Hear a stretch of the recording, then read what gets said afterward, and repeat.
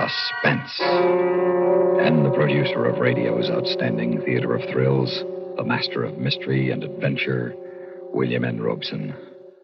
Let the AMA and the APA note, we do not wish to imply that all psychiatrists are heavies, nor that psychoanalysis is nonsense.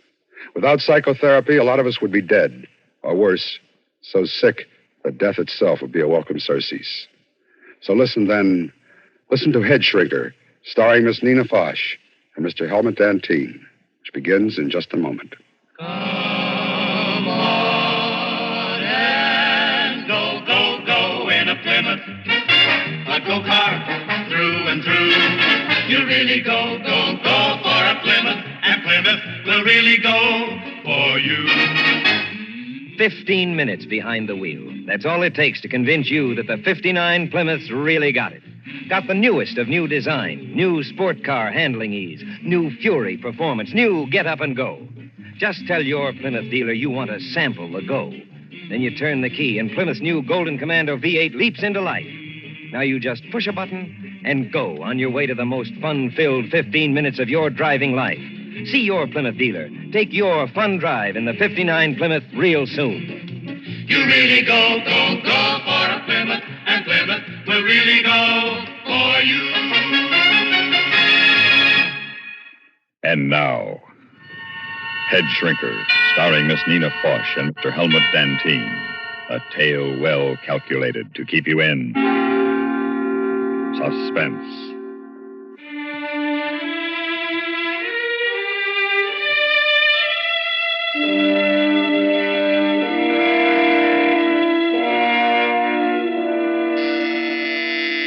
The doctor will see you now, Mrs. Ellender. Oh, thank you.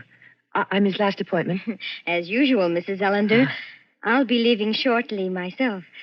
As usual. Thank you. As usual.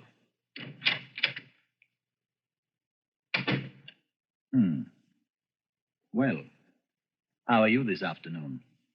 All right, I guess. The couch, or may I sit down? The couch, I think. Your associations seem to flow more freely on the couch. All right. You're the doctor.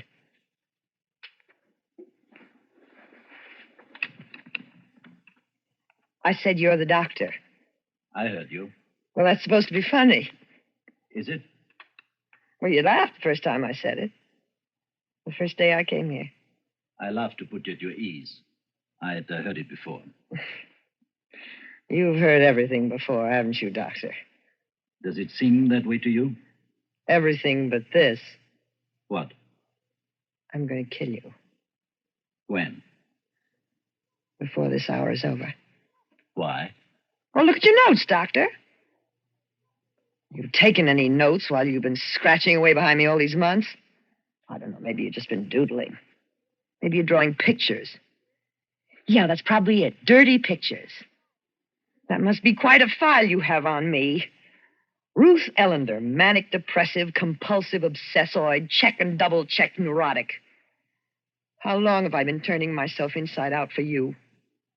How long have I been doing my psychic striptease for you? How many hours have I spent on this couch? How many? You know as well as I. Oh, no, I don't. Once I knew the time of day. Once I knew how many days it was until Christmas. I could tell when the rent was due, give or take a day or two. I could place myself in time fairly well. No longer. Now there is no time. Now there's nothing but 5 o'clock to 5:45 every afternoon, Monday through Friday. The other 23 hours and 15 minutes of the day, I don't know where they go. Saturday and Sunday. What do you suppose happens to me on Saturday and Sunday, dear, dear doctor? This is a phase of the treatment. Oh, yes, I know. Transference, it's called, to be followed by counter-transference, and when that's completed, I'll be a whole person. But hasn't that transference gone a little bit too far? I don't know any place where Freud suggests the weekend is a particularly effective time for transference. Nor quiet, out-of-the-way resorts as a substitute for the doctor's office. You shouldn't be reading Freud. I know. I should just take your word for it. If I went to the great man himself, I might find out what a swindler you are. What happened to those weekends, Werner? What happened to the Saturdays and Sundays of my transference? Am I now to expiate your sins in the agony of solitary countertransference? Each patient requires his own kind of treatment. And some other patient needs the weekends. Is she as pretty as I am? As intelligent? As sick? If you are dissatisfied with the progress of your therapy, you are free to quit at any time. Quit? Oh, no, Werner. I can't quit. You know I can't quit. I love you, Werner. Heaven help me. I love you.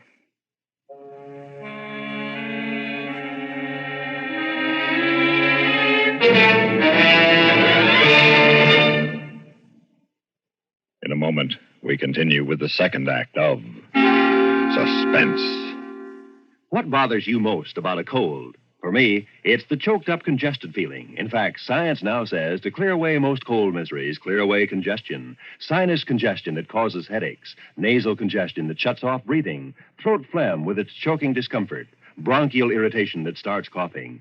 Yes, to clear away those cold miseries, clear away that congestion. And now, there's a specialized new medicine to do that fast. 4-way liquid cough and cold medication. Taken as directed, with the first dose, feel sinus pressure and headache clear. Feel runny nose dry and open up. Breathe freely. Sore throat is soothed and cough eased. Yes, 4-way liquid clears away cold congestion and clears away worst cold miseries. Working through the bloodstream, it reaches all those congested areas. Because it's liquid, relief comes fast. So to clear away cold suffering, clear away congestion with new 4-way liquid cough and cold medication. Get it today, only 98 cents. And now, starring Miss Nina Foch and Mr. Helmut Dantine, Act 2 of Headshrinker.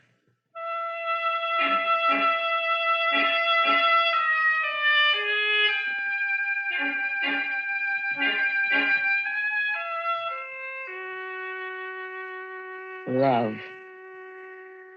I said I loved you. What is love, Doctor? What is it to you? What is it to me?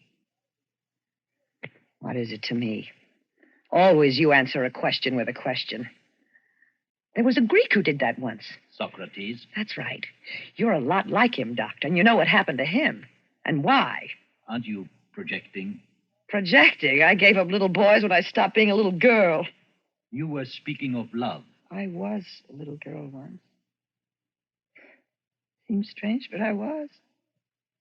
I was Daddy's little girl. I'd run down the walk to meet him in the late afternoon screaming, Daddy's home, Daddy, Daddy's home. He'd sweep me up in his arms and kiss me. His cheek would be all scratchy against mine. His mustache would tickle. And he smelled funny, but nice. Sweaty and sweet, bitter breath of a pipe smoker. The smell of a man. We had so much fun together. In evenings, I would curl myself up in his lap while he was reading the paper. He never minded a bit. And on Saturdays, when it was raining, I'd hang around his workbench in the garage while he was building something. Sawdust and wood shavings. Well, they're man smells, too, you know, Daddy. Daddy, Daddy, Daddy, dear Daddy. Daddy, you know what I'd like to do next Saturday? I'd like to go to the beach with you. Will you take me, Daddy? Please take me. Will you? We'll go down early in the morning. We'll stay all day, and we'll have lots and lots of hot dogs. And... Oh, no, Daddy, just you and me. We don't want Mother along. Why did it stop? Why did it have to stop? Why can't I sit in your lap anymore, Daddy? Why? Why, Daddy? Why, Daddy? Daddy? Why? Here. Why can't I sit I will give you in your... something to quiet you. I don't want any of your shots. I don't need your fancy magic medicine with the unpronounceable name. I want my Daddy. I want it to be like it was before. Before? I want it to be like before I was 11 or 12. Before he changed. He changed suddenly, all at once. He wouldn't let me curl up on his lap anymore. He'd push me and tell me I was a big girl now. He'd act embarrassed, as if he were almost ashamed of me. Probably not ashamed, but certainly embarrassed. You were growing up. I didn't want to grow up. I didn't ask to grow up. I wanted to be Daddy's little girl. That's all I ever wanted. I want all those boys in school. And later, they smelled like milk. Milk that was turning sour, not pipes and sawdust and sweat. My cheeks weren't scratchy. They were just boys. Yet you married one of them. Well, yes, I knew I'd marry him from the moment I met him at that party during the Christmas holidays. We started going around together once a week, then twice a week. And soon we were seeing each other every night. And then he would call me his princess. And he was my knight on a white horse. And we were married in church. I was a June bride. And Daddy gave me away.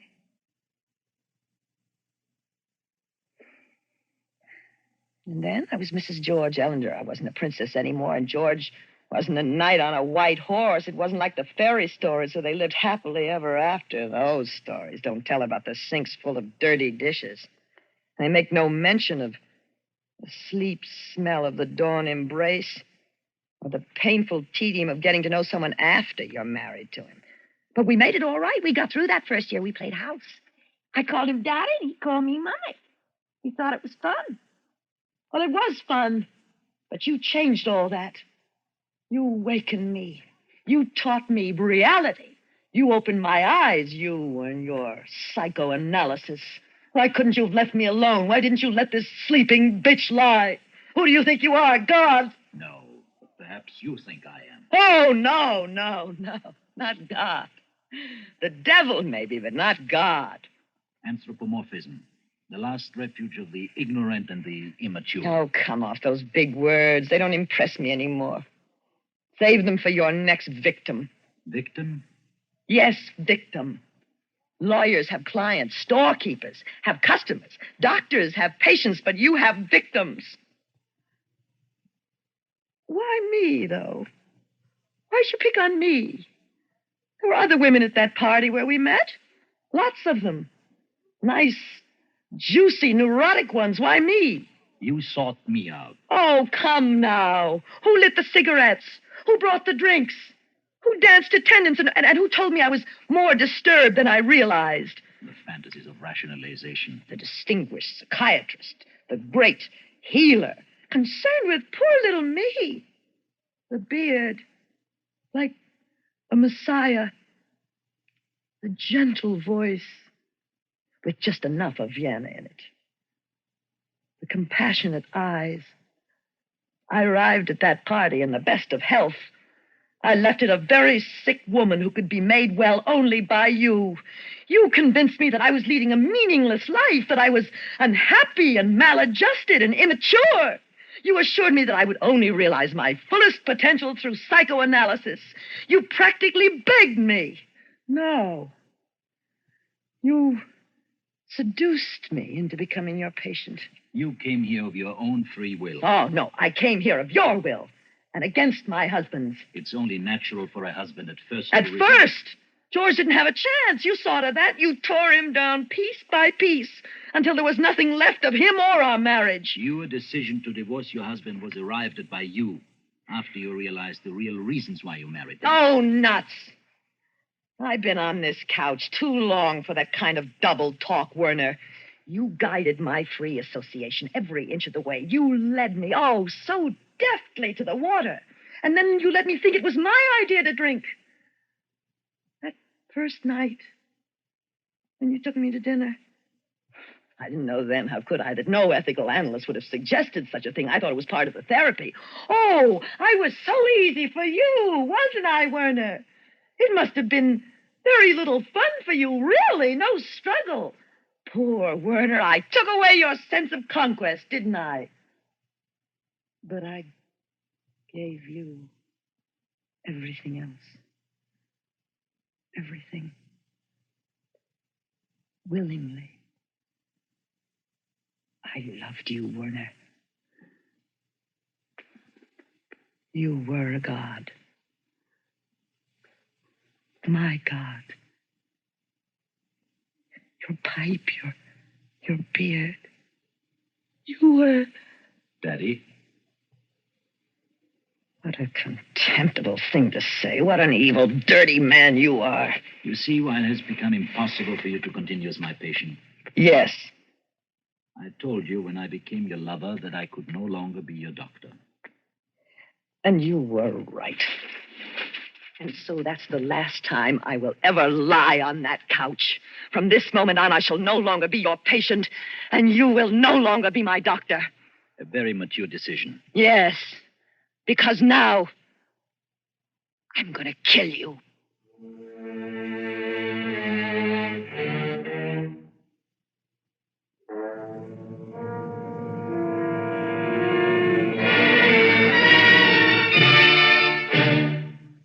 In a moment, we continue with the third act of Suspense.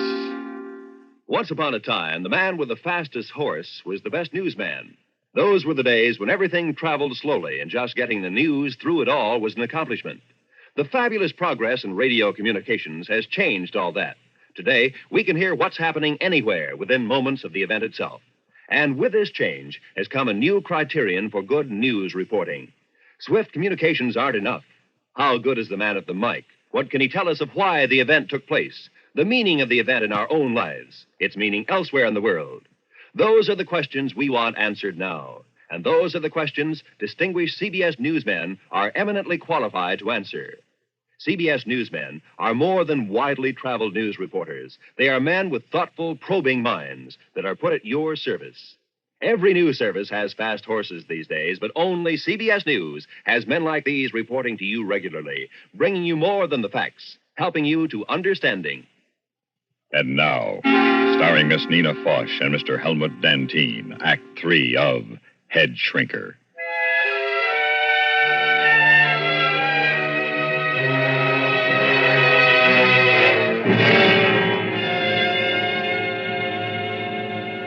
That gun is loaded. Do you think I'm just acting out my aggressions? I'm not that sick, dear doctor. The gun is loaded. You have considered the consequences? All of them. If you take my life, society will take yours. They won't get the chance. There's another bullet in this gun. There's several. I could ring for help. Go ahead. You'll be dead when it gets here. You are quite determined to kill me? Quite. Do you feel qualified to judge, condemn, and execute another human being? As qualified as any other woman who's been rejected by the man she loved and found him not worth her loving. But I don't hate you as much as I loathe myself for having loved you. I see you now for what you are. A ridiculous little man. I wonder how you look without that beard. I wonder if you have any chin under it. Don't you think this comedy has gone far enough? It is a comedy, isn't it? And you're the comedian. The apostolic descendant of Sigmund Freud. From all our sins, dear Freud, deliver us. Thy will be done. Deliver us not into our it, and forgive our ego. For thine is the power and the superego forever and ever. And little bearded Werner is thy vicar on earth. You're becoming hysterical. Now, put that gun away and get a hold of yourself. I'm enjoying our little comedy. And my hour isn't over for 12 more minutes. It is my hour. I'm paying for it. You're insane. Insane is a legal term, not a psychiatric term. Remember, we learned that early on the couch. There is no such thing as insanity, only varying degrees of adjustment to reality. There, see how well I learned my lesson? But there's so much more I don't know. For instance, Doctor, I've often wondered why you chose psychiatry as your specialty. I've always been interested in the human mind. Honestly. Yes, how it works. Why people do the things they do.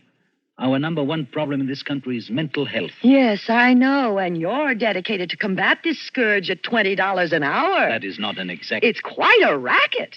All that money. Plus the innermost secrets of some of the town's most prominent men and women. The ethics of my profession... Were you ethical with me? Ruth, please try to understand me. You were not just a patient. You were so much more to me. You made me a man. I know. So you told me. But you didn't tell me about the one before me. The one who tried to commit suicide after you refused to continue therapy. I've been doing a little checking. It's very interesting the things you hear around town when your name is mentioned. You know, Werner, you aren't very highly thought of in this community. What do you mean? I'm surprised no one has named you as co-respondent in a divorce case yet. How many of your patients stay married after you're through with them?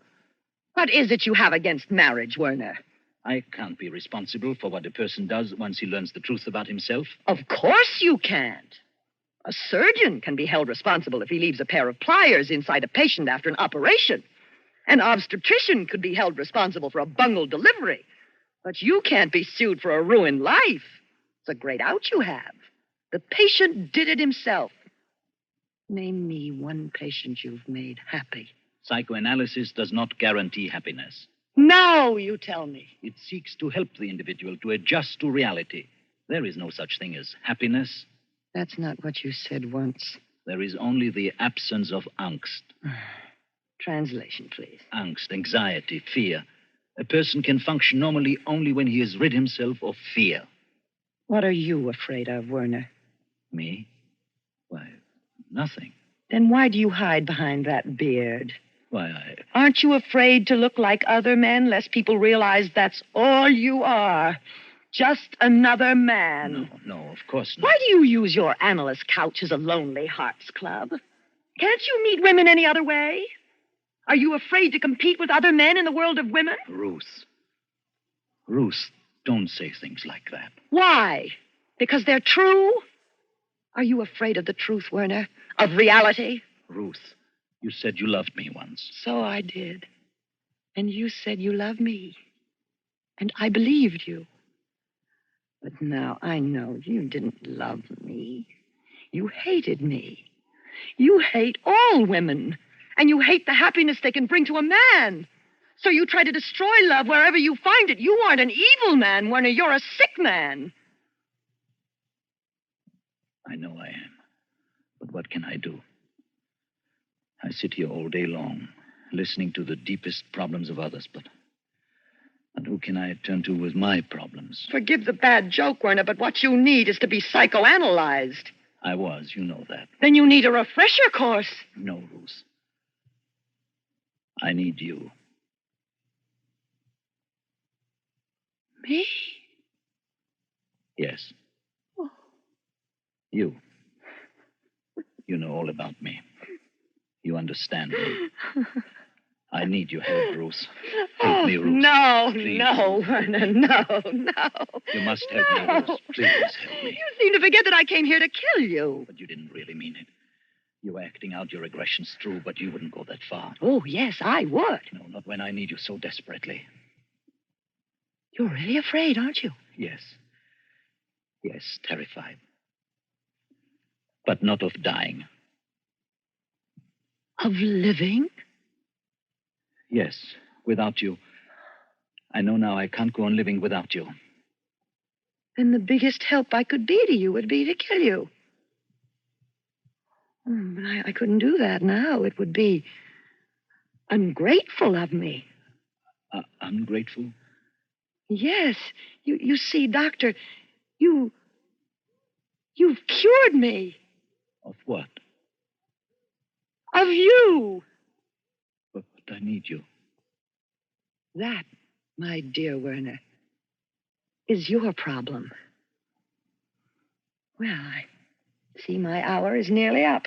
You're not leaving me. Yes. But you can't. No, you can't. Oh, yes, I can. You are no longer my doctor, my father, my lover, or my God. You're just a frightened little man. Ruth. Please, Ruth. Ruth. Oh, I might as well leave this gun with you. I have no further use for it. Good luck, Werner.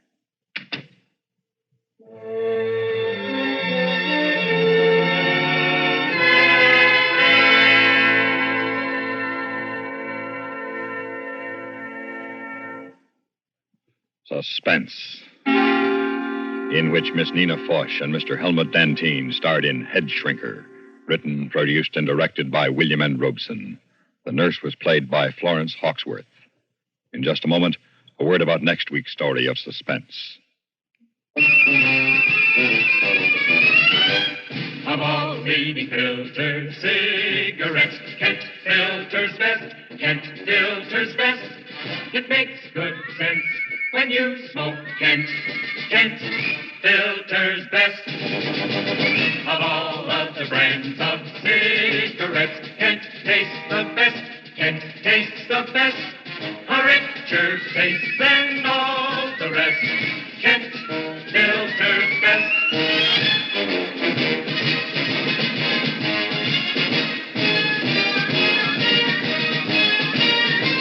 It makes good sense when you smoke Kent. Of all leading filter cigarettes, Kent filters best. Listen. Listen again next week when we return with James and Pamela Mason in The Dealings of Mr. Markham. Another tale well calculated to keep you in suspense.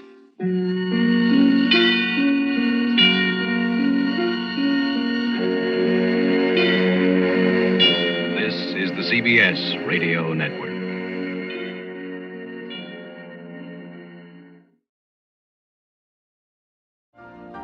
You've been listening to the OTR Gold Network. Find more classic radio at otrgold.com.